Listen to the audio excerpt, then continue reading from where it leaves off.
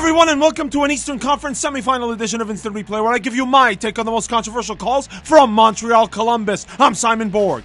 Let's start with the Montreal Impact game winner by Johan Venegas. It may not have come across on the broadcast, but when we slow it down, you see that Venegas actually steps on Parkhurst's left foot. Referee Chris Penso doesn't call it, and the Montreal player waltzes into the box to score. Now, Penso did call a foul committed on Parkhurst back in the 15th minute, even though it resulted in Didier Drogba putting the ball into the back of the net. But when we slow it down, you see that Drogba puts his left hand into the back of Parkhurst to win the ball in the first place. That's where you hear the whistle. The goal was not called back for the Drogba handball.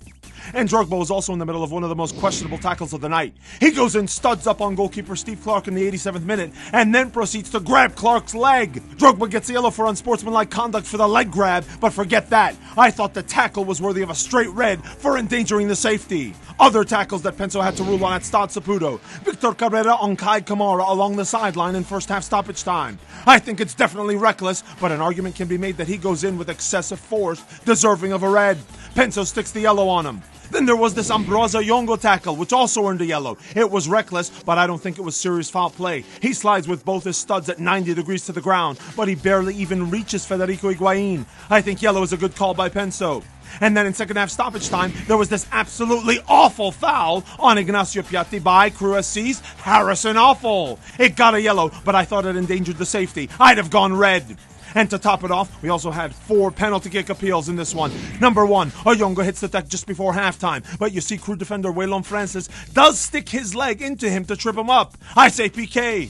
For number 2, we go to the 68th minute, and it's Waylon Francis involved here too. And from the wide angle, you see that he clips Drogba, who cuts in front of him. That also looked like a PK to me.